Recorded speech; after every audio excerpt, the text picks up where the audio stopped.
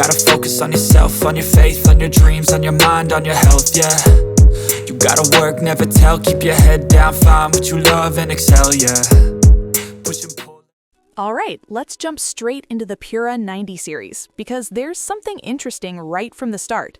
First, the Pro version. Open the box, and you get a transparent hard case and a 66-watt charger. Big thanks to my tech partner over in China for providing this footage. I really appreciate the support in making this video happen. Hey everyone, Stella here from techiestreet. If you're into staying updated with the newest gadgets, make sure to hit that subscribe button and turn on notifications so you don't miss any of our latest tech content. It's got this bold color they call orange soda. Pretty hard to miss. Now, moving to the Pro Max, the second you open it, boom, the color grabs you. This one's orange ocean, and yeah, it looks even better in person. You still get the transparent case, but here's the upgrade, a faster 100-watt charger. But here's where things get really interesting. On the Pro Max, instead of a screen protector, there's just a white sticker.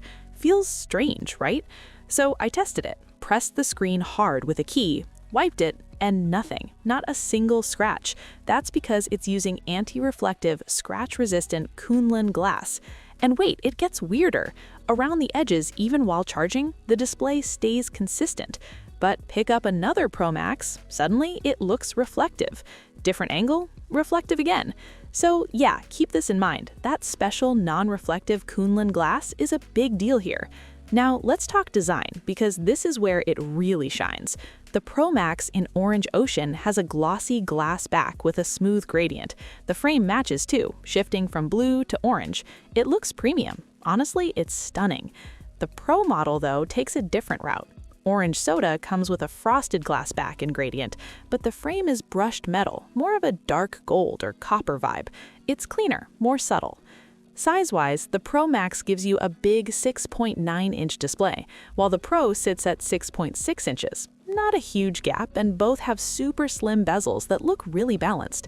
Now here's something new, the Boundless Light Sensing theme. It comes with 5 modes, and some of them look wild. First, flowing light lens. Long press the lock screen and you'll see this soft, dreamy blur, like a hazy telephoto shot of the real world. Next, long-range mirror. Still blurred, but now it feels like you're looking through glass. Then there's a high ISO style. Bright areas turn orange, dark ones go blue, almost like thermal imaging. After that, a pink mode, mixing pink and green in a really unique way. And finally, a blue-themed mode that pushes even closer to that thermal look. Blue, orange, even hints of cyan. You can actually spot real-world elements in it, like sunflowers. Now, let's talk AI features. This one's actually fun. Open the camera, and it already helps with composition, but now there's more. Tap the arrow, go into the menu, and you'll find AI knowledge recommendations. Based on your scene, like standing on grass, it suggests poses. I tried one. You open it, see a sample image, but the real value is the step-by-step guide at the top.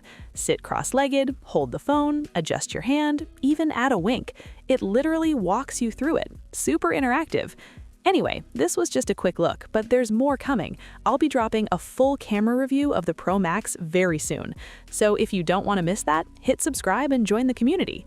All right, that's it for now. See you in the next one.